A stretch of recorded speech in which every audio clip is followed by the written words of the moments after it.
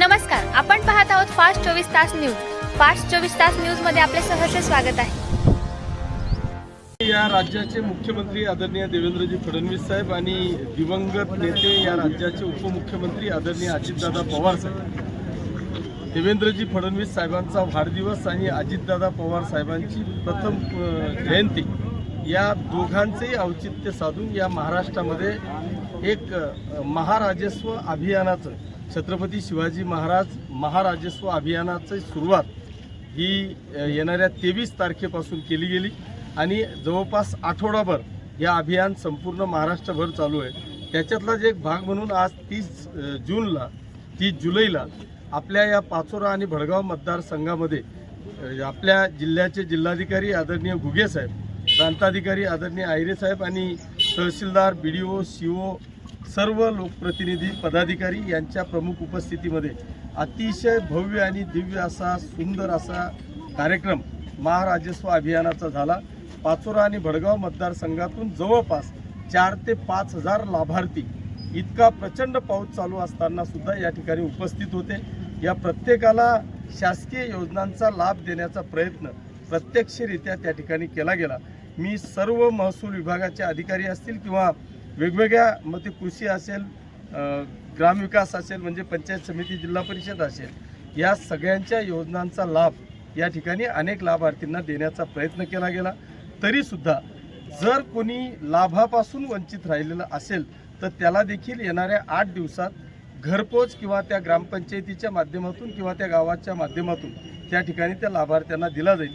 अशा पद्धतीचं नियोजन आपल्या सर्वच अधिकाऱ्यांनी या ठिकाणी केलेलं आहे. मी सर्व अधिकाऱ्यांचे मनापासून आभार मानत असताना एवढ्या पावसात सुद्धा एवढी प्रचंड संख्या अतिशय माता भगिनींपासून तर शेतकरी बांधवांपर्यंत या ठिकाणी आले, त्यांचे मी मनापासून आभार मानतो. आता आपण भडगावचा एक प्रश्न मांडला का इथे डार्क झोन जो आहे पाणीचा तो काढला जात नाही, काय ती गोष्ट नाही, ही वस्तुस्थिती आहे की मी माझ्या भाषणातूनच सांगितलं की 2014 मध्ये जेव्हा राज्याचे मुख्यमंत्री आदरणीय देवेंद्रजी फडणवीस साहेब आले, त्यांनी पहिला प्रोग्राम त्या ठिकाणी राबवला, तो म्हणजे जलयुक्त शिवाराचा.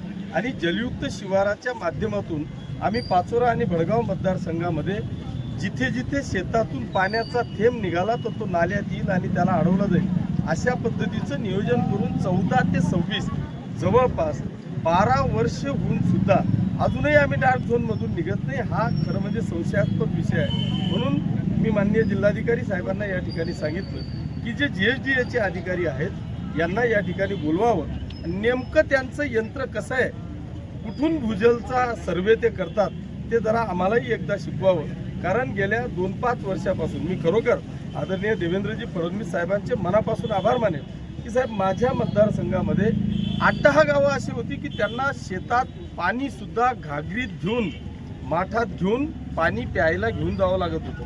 म्हणजे आसनखेडा असेल, पहाण असेल, अडचण असेल, या गावांमध्ये पाणी प्यायला सुद्धा आमच्या माता भगिनी शेतात घेऊन जायच्या.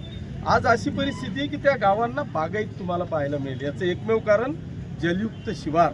आणि त्याच्यामुळे असं असताना GSDA आम्हाला सांगतं की तुमचा तालुका प्रत्येक गाव डार्क झोनमध्ये आहे. त्याच्यामुळे आमच्या प्रत्येक शेतकरी ह्या विहिरींपासून, रोजगार हमीच्या विहिरींपासून वंचित आहे.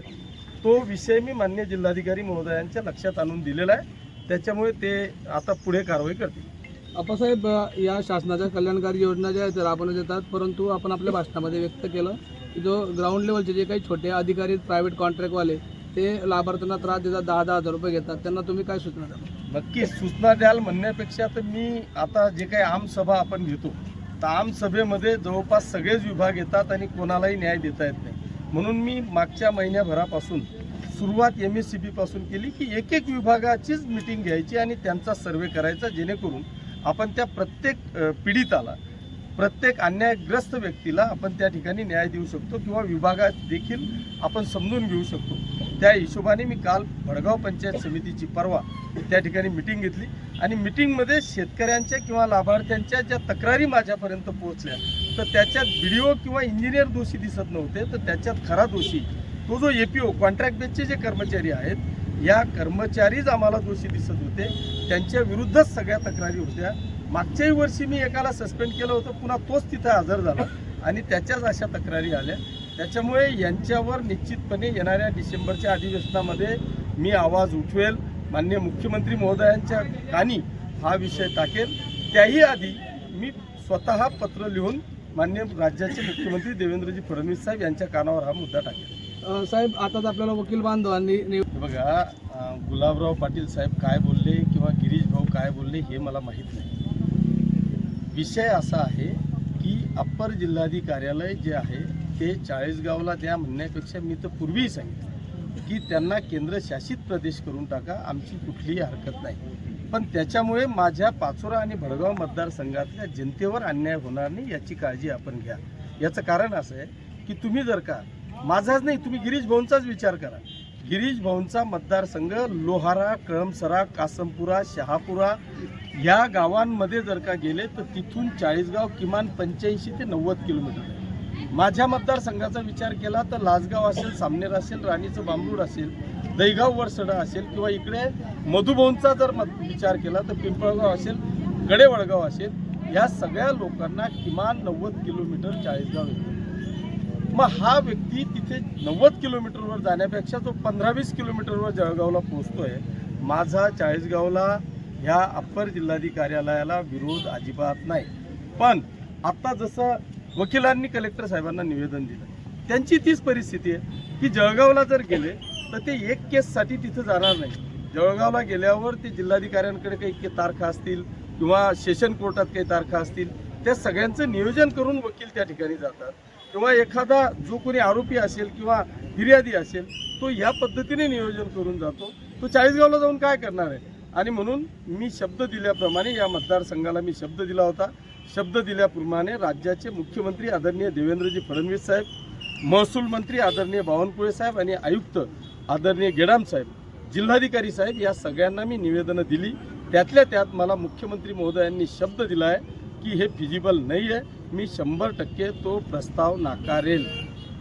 मग आता कुणी बोललं शालार्थ आय डी जो बोगस शालार्थ आय डी घोटाळा आहे तो समोर आला आहे. त्याच्यामध्ये असं बोललं जात आहे की हा जो एक छोटा मासा आहे मोठ्या मासाला खातो आणि मोठा होतो, म्हणजे भाजपा मोठा मास होण्याचा प्रयत्न करते. कसं नाही, इथे भाजप वगैरेचा काहीच संबंध नाही. ही वस्तुस्थिती आहे की आपण उत्तर महाराष्ट्र खास करून त्यातल्या त्यात जळगाव जिल्ह्यामध्ये ह्या ज्या खाजगी शिक्षण संस्था चालकांनी खरोखर बाजार मांडलेला होता, हे नाकारण्याची अजिबात आवश्यकता नाही. आपण जर का पाहिलं तर मागच्या रिटायर जे शिक्षणाधिकारी असतील त्या शिक्षणाधिकाऱ्यांच्या बोगस सह्या, बोगस शालार्थ आयडिया की ज्याच्याने करोडो रुपयाचा, शेकडो करोड रुपयाचं नुकसान आपल्या राज्य सरकारचा शिक्षण विभागाचं झालेलं आहे. जर आपण पाहिलं तर आता राज्य सरकारने 2012 पासून पूर्वीचे 12 नंतरचे पवित्र पोर्टल चालू केलेलं आहे. पवित्र पोर्टलमध्ये खऱ्या अर्थाने गुणवान विद्यार्थी हा पास होतो आणि त्याला 100% न्याय देण्याची भूमिका ही आपल्या राज्य सरकारची असताना हे बोगस संस्था चालक, बोगस शिक्षणाधिकारी, बोगस विद्यार्थ्यांना बोगस शालार्थ आयडिया देऊन जर का बोगस पगार काढत असेल तर अशांना शिक्षा झाली पाहिजे. शासनाच्या मताशी मी सहमत आहे. भाजपा नेते